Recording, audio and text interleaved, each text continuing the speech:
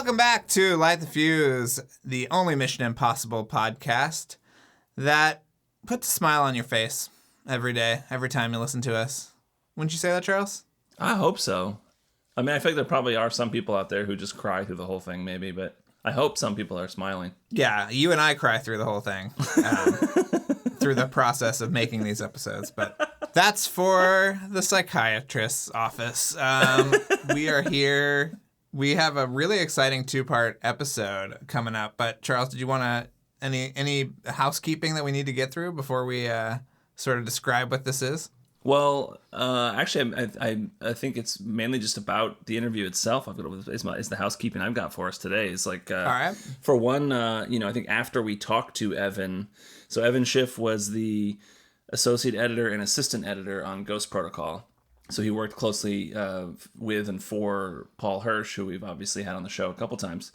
But since we've talked to Evan, they've now officially announced John Wick 4 and 5. And Evan was the editor of John Wick 2 and John Wick 3, and now he will be editing John Wick 4 and 5, judging from his comments on Twitter about it. So pretty exciting. We get into some John Wick stuff next week, but it's cool that Evan's going to have, he's similar to Eddie Hamilton. He's going to have, they're shooting back to back, right, for John Wick 4 and 5? Yeah. Oh, yeah. So it'll be similar to Eddie dealing with MI7 and MI8, which I assume are still shooting back to back. I don't know, but I would assume they're back to back-ish. And it was cool to talk to Evan. He actually watched Night Owls before we talked to him, and he pointed out, he saw in the credits a bunch of people from USC that he knew, and so he connected the dots that we were overlapped at USC by a few years. So that was kind of cool to hear that. And then the other thing I wanted to bring up was that there were some technical difficulties on this interview. If you recall, Drew, I was in my car. Oh, yes. I brought my recording equipment into the car, and your recording had a problem at the beginning, so some of your audio is from a Zoom, but it all sounds great due to the magic of Luke Burson, our mixer and editor. Yeah, so I hopefully you won't really notice a difference, but if you do hear some weird hissing or buzzing or whatever, it's just me sitting in my car and stuff like that. You were sweating profusely. It was so hot. And I couldn't have the air conditioning on because then the sound of the air conditioning would have been on the whole time. Don't leave your dogs in the car and don't leave your co-hosts in the car. That's what I always say, especially on a hot summer day. But we made it work. Listen, this summer has been fraught with errors and complications, but I think we've made it work and we got through it. It's the Mission Impossible ethos that it's going to happen. We're going to get it done. And we always do. So, just keep that in mind. Yep. Before we start, I also want to just talk about our sponsors for just a minute. I want to remind everybody that this episode is brought to you by Jeremy Dillon and that you should check out his podcast, My Favorite Album, where each week concert promoter Jeremy Dillon, and also a very sharp dresser, by the way. I wish these were video podcasts just so you could see what he's wearing. He interviews a different musician, songwriter, actor, or filmmaker about the music they love and how it's influenced them and their work. And he's had guests like Drew Pearce, Rose McGowan, Bob Odenkirk, Casey Musgraves, and Charles and me. And we're about to be on the show again. Remember that, Charles? That long night of the soul we spent a couple weeks ago? Yeah. We talked about Mission Impossible versus James Bond, which is really fun. So we're going to do that. This episode is also brought to you by John B. And additionally, this episode is brought to you by Real Estate Interest LLC, commercial real estate for growing companies. And what I want to remind people about Real Estate Interest LLC is that companies can consult with them even if they're not looking to buy or sell. So, they help companies save and strategize. And so, if you're just looking to do some commercial real estate, just call them, see what's going on, and they'll help you out. So, that's it. Yep, that's all there is. So enjoy the interview with Evan Schiff, and we'll come back and talk about it afterwards.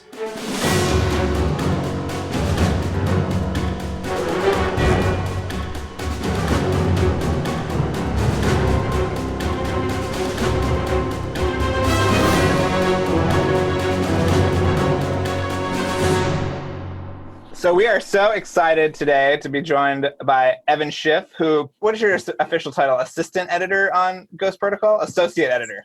My official title is associate editor, but that's technically it's first assistant editor. Okay. And what can you talk about what goes into being a first assistant editor? Yeah, well, first of all, I'll talk about what goes into being an associate editor. Okay. It was a non-union challenging way for Paul Hirsch to sort of give me an acknowledgement for helping him out, a little above and beyond, which was super sweet of him. And so associate editor doesn't mean anything. It's not a union classification, but it's sort of a way to give, a first assistant editor like a little extra acknowledgement. Right. So that's how I got that. And I didn't even know he was pushing for it until, the credits came in. And so that was super cool of him to do. Oh, that's awesome. So you were working side by side with the man, the legend, Paul Hirsch. I was. Yeah. I actually originally joined the crew as the visual effects editor, and then we did a little swapperoo, which I think was to everyone's benefit. And so I jumped into the first assistant editor chair. George McCarthy came into the visual effects editor chair that I had just abandoned. So I think I joined in October of 2010, and I think somewhere around like Christmas we made the switch. And then I took over first assistant editor duties. That's so cool. We want to know what it was like to spend all day with Paul Hirsch. We have tried to spend all day with Paul Hirsch and been kicked out of his house a couple of times. So yeah. What was it like? I mean, it's great. Obviously, you learn just so much, through osmosis, through talking to him, through hearing his stories, through watching him cut. There were like a few things where like me as a cocky young assistant editor, was like, oh, it's weird that he's doing this thing this way. And then, obviously never question Paul Hirsch. So, a month down the line, I'm like, oh, that's why he's doing it that way. Yeah, that's a lot better than, there's like one of the things that he so my job as an assistant editor is to organize all of the footage and to liaise with all the different departments on the movie and to keep track of basically everything going on, with the film from a post-production standpoint. Anything that might even remotely affect the finishing, the sound, the grading, anything that I need to keep track of that could be a problem later, as well as just keeping things organized so that anybody else who's working on the film in any other department can come ask us for things and we know where they are and we can get them to them quickly. So one of the things, the primary job during production is organizing dailies and getting them into Paul's hands as quickly as possible in a way that he is used to seeing them so that he can cut the scenes as quickly as possible and you can turn it around that same day in case like they're at a location that they're not at for too long and they want to, if like Paul cuts a scene and notices that they're missing a shot, maybe there's a chance we can go back and get it if he's able to cut it quickly. So my job is to make sure that he can cut it quickly, and then his job is to cut it quickly.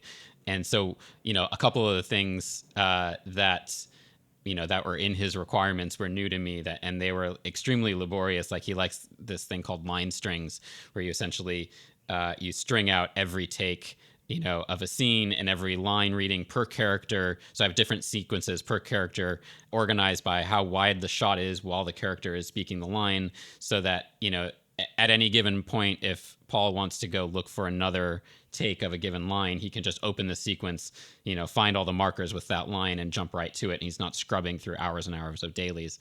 And that show was the first time that I'd had to do that for an editor. And it's, sometimes it would take me like an hour and a half or 2 hours to do all of the rest of the organizing, and then 4 or 5 hours to do just the line strings. And I would try to keep Paul happy with other, smaller scenes while I was working like on a big line string. But then I saw once I gave him that line string, he would cut a huge dialogue scene, in an hour or two or something. Like it was just like so incredibly fast, and that was one of the first times when I learned it's like, okay, I'm just going to shut up and I'm going to do what the man asks, because clearly his system works well for him, and produces results. I think that Eddie does that too, right, Charles? I think so. Yeah. Yeah. There are different versions of it. Like a lot of people use script sync, so you can actually open up, a window with your script in it, and you can scroll through that, and then the script it's like a digital line script, so you can correlate every take in a scene bin with the actual point on the script page where those lines are written down. So that's a more like I guess, visual way of doing it. And a line string is essentially the same thing, but in a more using just the basics of, Avid's organizational structure and just dividing it by sequences. Right. Well, since you saw all the rough footage, we're obsessed with this scene that took place, I think, on the train where Paula Patton is keeping somebody's heart alive. Do you remember this? I do, and when I was listening to Paul's interview, I think his first interview with you guys, and he mentioned it brought back some memories.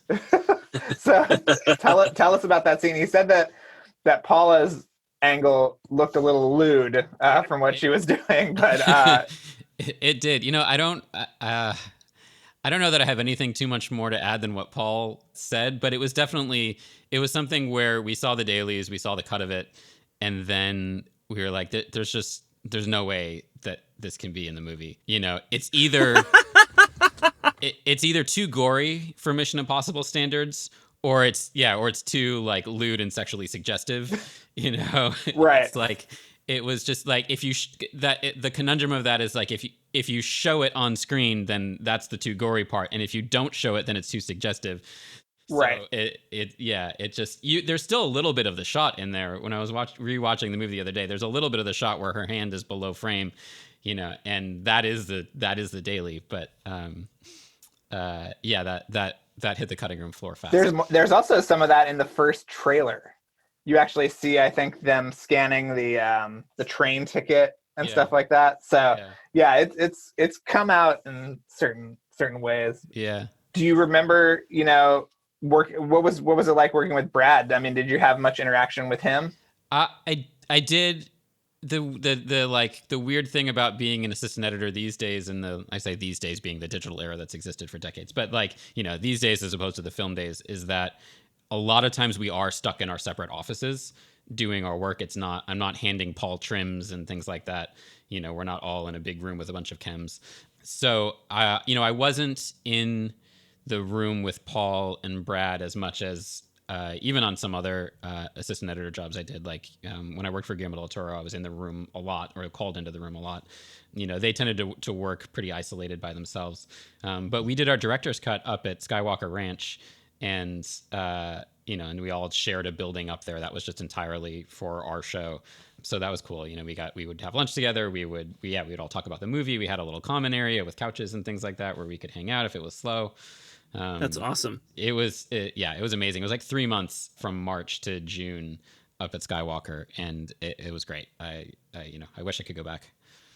Yeah, I think that's Charles and I's dream, is to just spend 3 months bullshitting with Paul Hirsch and Brad Bird. Right.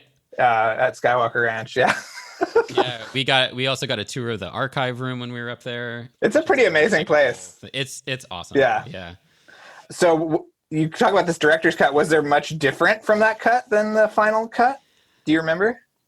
I don't remember entirely. I think by the time we finished the director's cut, the order of events in the opening act of the movie was not what it currently is. Like, I remember them moving the prison scene around after we got back from the director's cut, and we came back to LA and we started working out of Bad Robot from June to the end of the year. So I think that it was mostly, like, what I remember is mostly the first act getting a little bit of an overhaul. But to be honest, that it was such a blur. Like, after the director's cut ended, that's when things for me picked up considerably. And a lot of it is a blur. It's just, you're working, 6 or 7 day weeks and crazy hours every day. And, a lot of things blend together. Why was that period so frantic for you? These movies, as I'm sure you guys know, they have a lot of moving parts. So the director's cut is this great 10-week contractually obligated period where nobody can bother editorial or the director to see parts of the movie. It's 10 weeks of isolation where the director can be like, okay, I need to focus. I'm going to make my version of the movie. I'm going to make the cut at least, as best as I can make it. And then once you open that up at the end of that 10 weeks to the studio and the producers and everything, then not only are you getting into requirements like preview screenings or taking notes or executing multiple versions of a cut, but then like international marketing kicks in. And you start having a bunch of different deliverables and requirements that you've got to fulfill for all these other departments that suddenly have access to the film. So I think if I remember right, we came back in June. We had our preview in August. We were showing 20 minutes of IMAX footage in Dubai, which I went to run in October for the people who are running the Dubai International Film Festival. Then, the movie had to be done essentially by Christmas. It was just it was a fairly compact schedule, and then for a movie like this, there's a lot of people who weigh in. Right. So like there was a day when I think Paul was out and I was cutting with Brian Burke and Tom Cruise and Brad. I was in there manning the Avid, and they were all in the room, talking about what they should do. And then there was another day where George McCarthy did the same thing. It was just a lot of it becomes all the interconnected parts start interacting with each other, and you're just busy. Right. We've heard a lot about the last minute ending, not reshoot, but sort of augmentation that happened with Lindelof, who you also have worked for. And so how late was that stuff? I don't remember exactly. It was sometime in the fall. Okay. Maybe it was like November. Wow. And we finished in December. It was pretty late. I was, again, listening to the previous episodes with Brad and then rewatching the movie. There's a way that you can tell which shots are the reshoot and which shots are not, which I find sort of fascinating, which is that because we used a different type of lens for the reshoot, the bokeh in the background is a different shape in the reshoot than it is in the principal photography. Interesting. Is it in the lights in the background? Is that how you can see it? Yeah. All the stuff that's out of focus. If it looks like if the string lights in the back look like they're square shaped, that's the reshoot. And if they look more like ovals or circles or whatever, then they're principal photography. Right. There was also some minor hair differences that we tried to fix with Tom's haircut, but I looked for that on this time around, and I couldn't. I was mostly noticing the lights and not so much the differences in Tom's hair. Wow, that is so funny. Because didn't they shoot it in the backyard or something of Bad Robot? There are shots that we shot on the roof of Bad Robot. There's one shot where the glove fails and his hand is sliding against the glass, and that is, I forget whose hand it is, but it's somebody's hand on the skylight on the roof of Bad Robot, sliding down, and then we just stuck that shot into the middle of the sequence.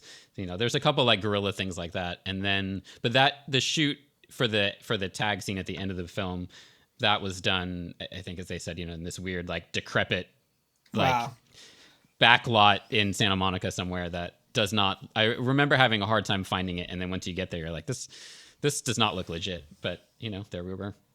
That's awesome. There's a story about a day with Damon Lindelof that I don't know that many people besides me remember, mostly because it terrified me. And actually haven't, there's a credit on my, just one quick thing, there's a credit on my resume that says Lost, which is actually not that Lost. Okay.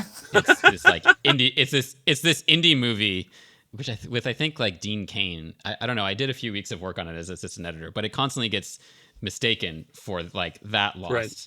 So yeah, so I've been on shows that Damon has been on, but I haven't worked directly with the guy.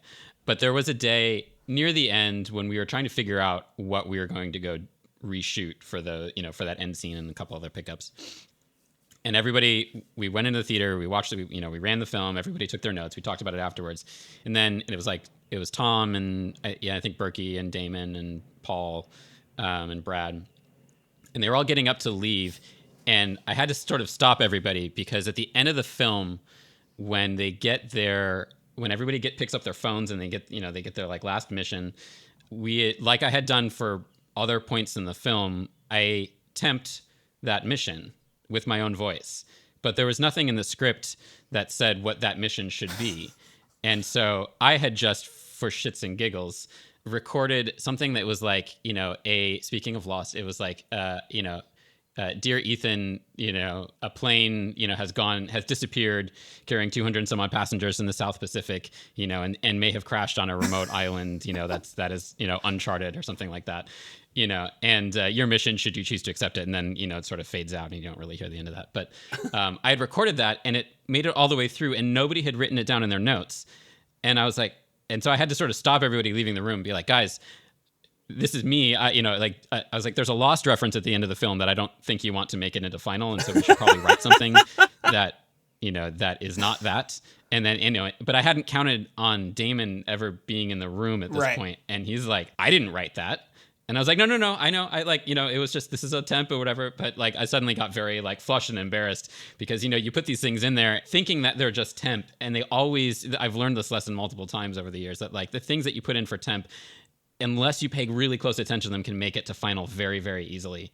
And so like, hopefully somebody would have noticed it if I hadn't spoken up in that meeting, but it would have just been a much later fix. In that case, then they did come back in and ended up with the syndicate line that they have now. Right. Was that Lindelof's line? I forget who wrote it. I think it was. And that's Teddy Newton at the end too, right? It all the way through. Yeah. Okay. Yeah. I was pitching to Charles that we should get Teddy on the show to talk about it. Yeah. I would love that. That was my, one of my minor disappointments on this movie is that I had temped every single mission in the film with my own voice. And at some point, when we get into like the post-sound process, they started auditioning actors to replace me, but I was crossing my fingers, as was everybody on the crew, that they wouldn't replace me because I mean, who doesn't want to be the like mission reader in a Mission Impossible movie, right? But also there's financial considerations. You get I would get residuals, you'd get Taft-Hartley, all that kind of stuff. You get a credit, as in the cast block of the movie, and yeah, you get your voice saying your mission should you choose to accept it. And I lived in the cut for ages, and so this day they brought in like 24 voice actors to audition to be the mission reader. And Brad hated all of them. And at one point, somebody texted me who was in the control room with Brad, and they were like, Brad just asked whether or not you paid all these actors to screw this up. And I was like, okay, maybe I'll like eventually, like maybe I'll survive. But then, yeah, in the end, which obviously makes sense. He got the guy who did it in The Incredibles to do it in Mission Impossible. But you can still hear me in the deleted scenes on that train scene with Paula. If you pull up the deleted scene, oh really? Voice in there. Oh, that's awesome. Yeah. Were there any like big name actors who came in and auditioned? Not really. No. Okay. Just like voice actors or something. Yeah. I mean, it was almost like they got like the Loop Group people to each take their go at it. Right. And then. But I think that like Brad is obviously like a very like particular specific person, and I think that he wanted to be able to answer. I'm guessing here, but I think that he wanted to be able to answer the question of who reads the mission here with an answer other than the assistant editor just did it for temp and we kept it. Right. That's like not a very satisfying answer to give. Right. Teddy also has that sort of robotic tone that suits. Yeah. But for me, the movies that I've worked on over the years, I inevitably, when my voice sticks, it's because I'm like a PA announcer or a voice on a telephone or something like that. Anytime that I've tried to temp another actor on screen, including on the movie that I'm just finishing now, I inevitably get replaced. So it's like this, this is sort of like the perfect scenario where if I was going to be to carry through to final, like this would have been the right conditions for that to happen. But sadly it didn't. What movies have you been in? In Hellboy 2, I'm the voice of the BPRD announcer. Oh, nice. So you can hear me when Johan arrives, when the elevator's arriving with Johan, as well as there's like over Black, I think I say like emergency in Central Manhattan when they go in to deal with the Tooth Fairies. The Tooth Fairies, yeah. Yeah. I love that movie. And then what a movie. In John Wick 3, I'm the Grand Central Station PA voice. And in the Continental, I have a line that's like, the hotel is closing for fumigation, please leave. When we're trying to get all the guests out. That's great. So, yeah. But, there was a time on Star Trek Into Darkness when I was trying to voice, or when the other editorial crew had me voice one of the pilots on one of the shuttles. And I did it without checking the context of the scene, which it turned out to be like a very like downer part of the movie. After I think it's Noel Clarke has just blown himself up, and then there we're in the screening with JJ, and there my voice comes on like all chipper and happy, and so like that was probably the fastest I got cut out of anything. Were there any sequences in Ghost Protocol that were really tough to figure out or put together from an editorial standpoint? And also, how much of the burden of these movies rests on you guys, considering that, as we've heard a number of times, there are, the script is always either unfinished or in flux, and, sort of, a lot of people have told us about the kind of modular nature of the screenplays. Does that weigh on editorial more? I think that when you work on films of this size, you get used to the unpredictability of what you're handed. And so I don't know that it weighs on you that much, because there's a certain, I think, amount of fatalism where you're just like, it's going to happen and we'll deal with it. Right. And, and that permeates from being, an editor down to being the assistant editor, because on Ghost Protocol, I did a little bit of cutting. Paul had me take a second pass at the scene where Ethan gets his mission from the payphone, because they had changed what the mission was, and Paul was busy cutting new dailies that were coming in. So I took a pass at that, and then there was a point in post-production when things got as busy as I was talking about, when Paul instated me as the what he called the night manager, and so if there was any requests from the studio or from Berkey or whatever that came in sort of after hours, he trusted me to do whatever cutting they required, and then I would show him what I did in the morning for his approval. But the actual, in terms of Ghost Protocol, the figuring out the structure and the pacing and everything, that's all Paul. For a lot of that, I was stuck in my room dealing with, all the different film formats that we had and the deliverables, and whether it was the IMAX or VistaVision or, turning over to sound or flying to Dubai or, whatever those things were. So I don't have a whole lot of insight into the how the story came together, right? Because that happened in another room. Well, you were there. You said that you did a pass on the payphone, getting the mission scene.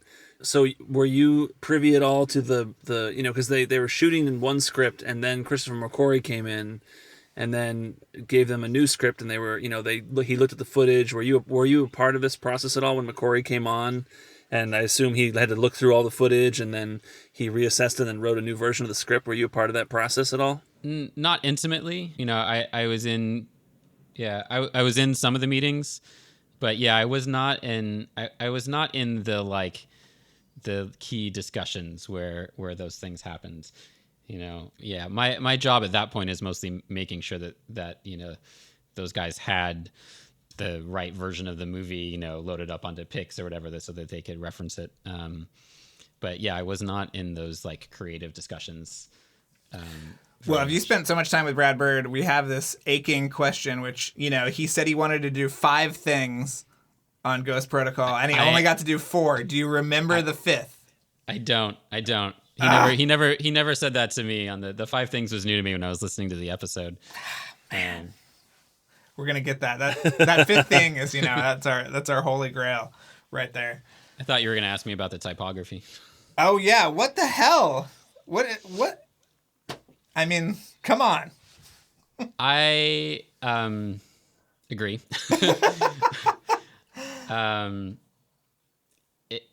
There were some other options. It was the decisions on those titles, and including on the Russian subtitle that switches into English when Tom's in the hospital. That's actually the Filmograph guys, by the way. That one little trick with the subtitles. Oh, is it? I don't think we knew that. Guys. Did you know that, Charles? Wait, Filmograph was on Ghost Protocol also? Just in a tiny, tiny way, but yeah. Oh wow! They did the subtitle that converts from Russian to English. Those are cool. Yeah, and it's it's tricky. There was a lot going on at the time that title treatments, especially for the locator cards, were coming in. And I think it was something that should have had more attention than it did. But, there's always, at the end of a movie is always a little bit of a juggling act. And when you realize after the fact, the one thing that you dropped, that it haunts you. It haunts you on a series of podcast episodes. Yeah. Was it like a? Can you say whether or not it was like a studio note or something that people needed? Because that's what it kind of feels like. Is like, we don't know where this is. Put a caption in. I think the titles were in there for a while. Okay. And having just rewatched Rogue Nation, they had you know, they had a similar choice of like when to have location titles. But yeah, you know, theirs were obviously sort of more designed. Yeah, we think that the Fallout one is the best. The when they're going into Kashmir. wherever they are at the end, Kashmir at the end, and it's like the map, and it goes in. Oh, right, yeah. Yeah, Those are cool. But it's so funny because Charles and I always talk about, you know, Quantum of Solace is not a great James Bond movie or a great movie in general, but it has those amazing location cards where each one is different and has its own shot, its own typography, and it just adds so much to the movie. So, you know, one day I don't remember those off the top of my head. I'll have to go back and check those out. Maybe I'll send them to you when we're done. But that is at some point Charles and I started justifying it like, oh, it's a reference to the shitty location cards from the first movie. That's what you say. I like the title cards from the first movie. But they are that same just kind of like blocky nothing font. But I think they were all caps in the first movie. This is the dorkiest conversation ever. That's true. So was there ever talk of you? Well, I mean, first of all, like you were sort of at Bad Robot for a little while, it seems like. Am I getting the right impression there? Yeah, so I knew Ben Rosenblatt, who was running posts at Bad Robot. He had hired me before even he was at Bad Robot. He used to be at Paramount, and so I had like known him from a couple jobs there. And then I did 1 week of overnights on the 2009 Star Trek, and then that was like a trial period that led when he called me in 2010 for Ghost Protocol.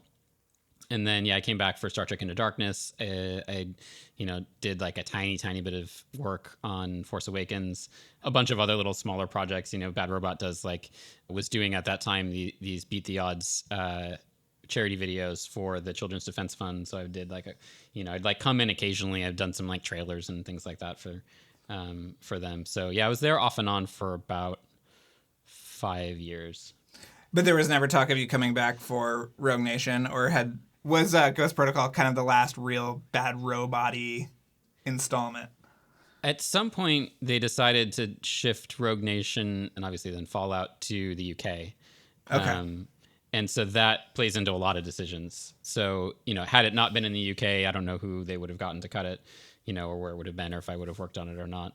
But since it was in the UK, then obviously they got Eddie, and they're, you know, in highly capable hands there. Yes. So that was a good decision on their part. But yeah. I don't know. I was sort of at the time, sort of near the end of Ghost Protocol, you know, I went into Paul's office one day and he's like, you know what? You should really stop taking assistant jobs and just start cutting. And I was like, great idea. I've been trying to do that for a little while. But he was right, you know. And so I did, up until then, I had been doing like I'd been cutting like a no budget or low budget indie, and then doing a big, you know, assistant editor job. And, you know, the assistant editor jobs paid for the time that I had to take off to do the no budget indies. And so at that point, after Ghost Protocol, I tried to accelerate that more and find, you know, bigger projects. And then I landed Everly in, I think, 2013, and that was the switch. Right. So at that point, like, you know, when I was between gigs after that, if Bad Robot had something, you know, that was short term that I could help out with, and obviously I was happy anytime that they would call. I'm happy to, you know, to go in. You don't say no to Bad Robot, but yeah, I think, you know, Ghost Protocol was my last sort of full first assistant editor job. That's awesome. You obviously have worked on the John Wick movies since. So I was wondering sort of Charles and I talk all the time about how closely the franchises are related, and they're like, you know, obviously also doing practical effects and all this stuff, but how much from your sort of Mission Impossible days did you take to John Wick? You take a little bit from every show that you work on. Right. And, you know, and for every editor that you work with, you know, so like from Paul, I definitely learned I learned some patience and some, you know, and some persistence in terms of like, one of Paul's things is like, there are people who do all these different jobs, and editorial, like Paul is a big believer in, you know, editorial not just being where all the like sound design and music editing and, you know, color and everything go to like be finished before they're actually finished by the real people, doing those jobs. So like Paul insisted on a sound effects editor during the director's cut of Ghost Protocol, rather than having assistant editors do it, and at any point or having a music editor come on, earlier than a lot of people budget for, so that a proper music editor is cutting music and not the assistant editors. And so, I think I learned a lot from Paul on, not only the like creative part of cutting, but also, like how to run a room in an apartment, in a way that keeps everybody sane, because there were a lot of insane things that happened on Ghost Protocol. And, but there was always like, it never felt like it got too out of hand. And I credit a lot of that to Paul. What do you mean by insane things? Well, there was the time that I came home from a concert at 2 a.m. and I checked my email and I had a flight confirmation to Dubai 12 hours from then, and no communication at all that I was supposed to be getting on an international flight in, half a day. Then there was at the end of the show, or like when we were starting to do premieres, they had the whole, press junket and world tour. And because of the like IMAX nature of the film, a lot more care has to be taken in terms of prepping the theater for a proper presentation. So at some point they devised this plan between Bad Robot and Paramount where they would send me and another assistant editor to all of these world locations in advance in order to tech the theaters and make sure everything was A-okay. But then when they put the costs together for that, they decided that was a little too expensive. So I went to Tokyo, which was the very first premiere, and got that up and running. And then another assistant editor went to Korea, which was the next stop on the tour. And then I was needed in Dubai, but we were screening, I think, in 4K in Dubai and only 2K in Tokyo. So I actually had to fly from Tokyo to LA to pick up a DCP hard drive and then get on another flight and go halfway around the world the other way to Dubai. Wow. So I've been in Dubai twice for a total of 6 days between both trips. And I think I had 3 hours or something like that to actually do some sightseeing. But, there was also, there's a day when Tom was shooting Jack Reacher in Pittsburgh. And, they put me on a plane again with the DCPs because we had to show Tom, we had to get some ADR and we had to show Tom the current state of the mix in the DI. So I got on a red eye to Pittsburgh, and then, we spent all day sort of teching this, AMC theater in Pittsburgh, waiting for him to finish shooting Jack Reacher.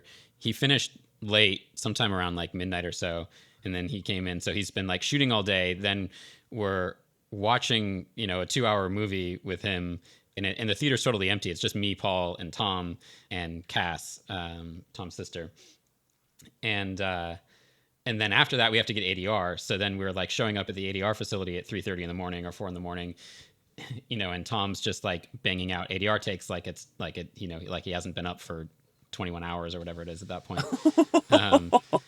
And so you get these like, this is the part of being an editor and being an editorial that I never really considered, when I was in college deciding that this is what I wanted to do, is that, I think my first impression of it is like, oh, I'm going to be in a dark room by myself, cutting the movie together, and all of the like politics and all of the like celebrity or whatever happens somewhere else, when it is actually a lot of the politics and a lot of the celebrity, happens in editorial, because the people who understand the process the best, and Tom is obviously one of those people who really intimately understands the process, understand that editorial is where the final version that people ultimately see gets made. And if you want to have any influence at all on what that is, you have to be present for that. And, you have to put your effort into that. So there we were at 4 a.m. in an ADR facility in Pittsburgh, knocking out lines with Tom Cruise. That's amazing. It sounds like your frequent flyer miles, though, were probably covered for the next several years. You would think, but they kept flying me. I that was something I was keeping track of. They kept flying me on different airlines. Which is the most first world problem that you can have. Well, in your position in editorial, were the kind of like, I think that maybe Ghost Protocol was the most fraught production of them all, just because there was this concept of Tom not continuing on with the franchise. And did that stuff kind of filter down to you? I imagine it would, because scenes took on completely different configurations, as this process went on. But it's funny. Like we definitely heard that was the plan, or the rumor of the plan. Again, nobody, because we're hired so late as editors in this process, a lot of the times the discussion about what the plan is happens before we're even remotely involved with the project. So it was definitely a rumor that I had heard, but didn't seem to be reflected in the dailies that we got. Okay. And, sort of to my point earlier, whatever the plan was before doesn't matter when you actually get the dailies. Right. So, from our perspective, we're like, well, this is the scene, we're going to cut the scene. And at the end of it, it's like if there had been some, when we looked at the assembly for the first time, if there had been a mismatch of intent, between different parts of the film, like obviously we would have had to try to fix that. But I never saw that. Okay. So I think whatever those discussions may or may not have been, happened, higher on the food chain than us. Right. Right. Brad Bird told us that late in the process, I think Drew brought this up earlier, he wanted to do these reshoots. He talked about this test screening that went well enough, and everybody said the movie's good enough. And he said, I think, yes, it is good, but we can make it great. And so I want to do these reshoots. So were you at this test screening? Do you remember this happening and the reactions? Yeah, I was definitely at the test screening at the end of like a 40-hour workday. Yeah, I saved the time card from that test screening because it was like we cut, and then Skywalker mixed, and we pulled an all-nighter while they were mixing, and we were getting all the tapes ready. And then I hopped on an early morning flight to Arizona and teched the theater, and then ran the preview. I think I passed out for 20 minutes in the projection booth. And so then, are you QCing it? Like, do you have to watch it beforehand to make sure everything looks okay and sounds okay? Yeah. So that's one of my, at this point in the process of post, like that's one of my like key jobs, is to make sure that any time that we project the film, it's proper. And so, sync was a big issue because of the different formats that we were showing the film in. So I spent a lot of time in theaters, like checking out brightness and sync, and it was still the like tape days. So we think we were, you get like little tape hiccups, which would, scare the crap out of you sometimes. But yeah, so I was definitely there for that preview, and I remember that it went well. I never saw the cards for it, but the executives all seemed very happy, and everybody was shaking hands, which is always a good sign. But I do remember that there was a lot of discussion about that end scene on the pier, which I guess is Vancouver playing for Seattle, and that I think had long been on everybody's hit list to be like, this can be better. This can wrap up the movie better. I think if I remember right, the original version of that scene, Julia doesn't see Ethan, and then we changed it so that she does. Yeah, I'm glad that they let us go back for that, because I think that that scene definitely got a lot better, in the second round.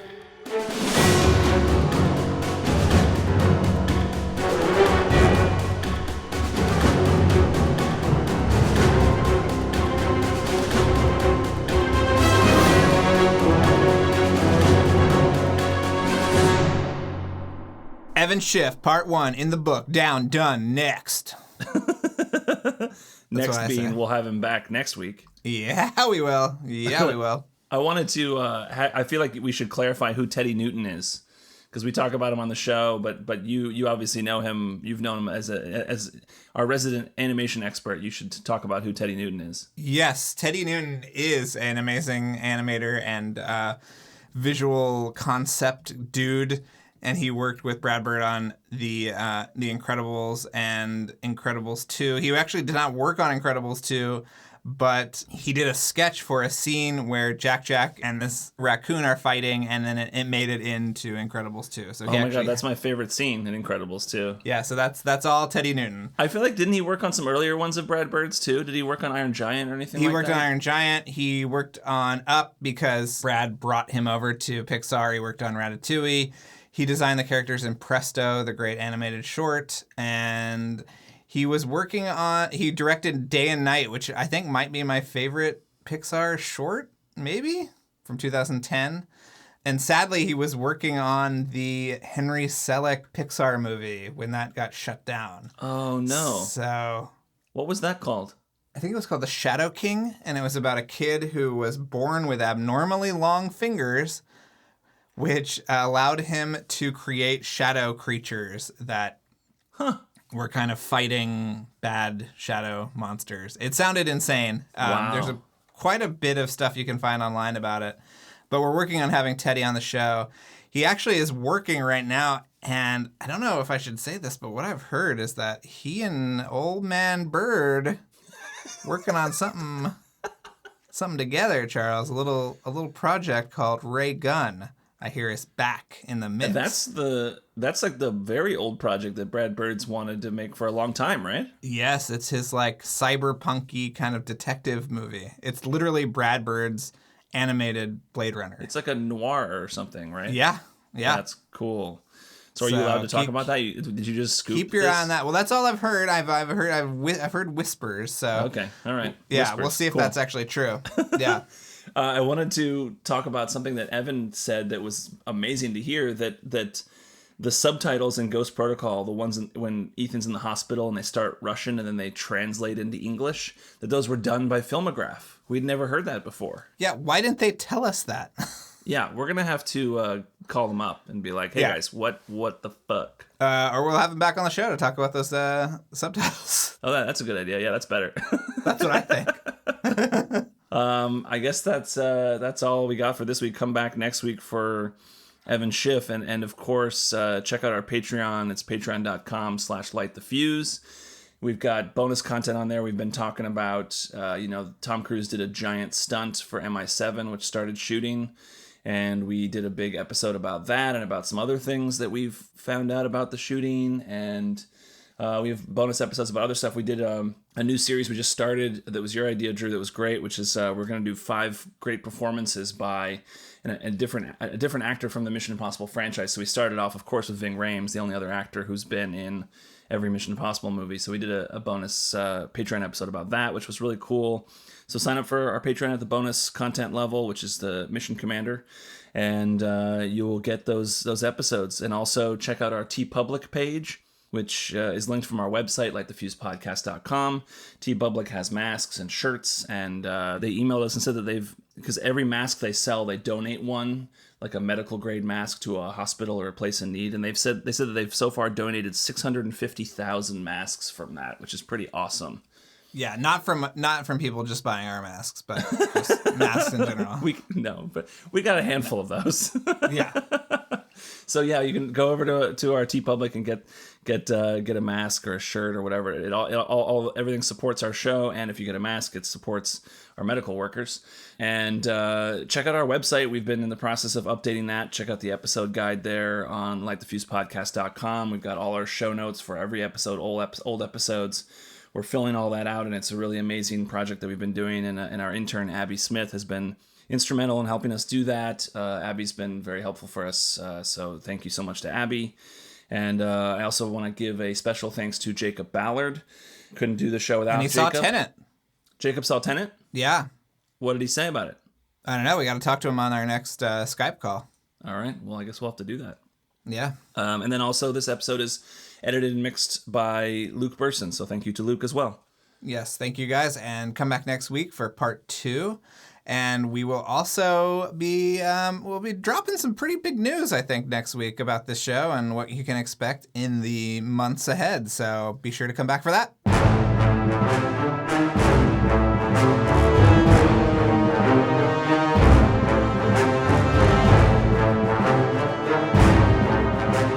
Thanks again for listening, everyone. And before we go, another mission, should you choose to accept it, please rate, review, and subscribe to the podcast on iTunes. And remember that you can follow us on Twitter and Instagram at LightTheFusePod and email us questions or comments at LightTheFusePodcasts@gmail.com. This message will self-destruct in 5 seconds.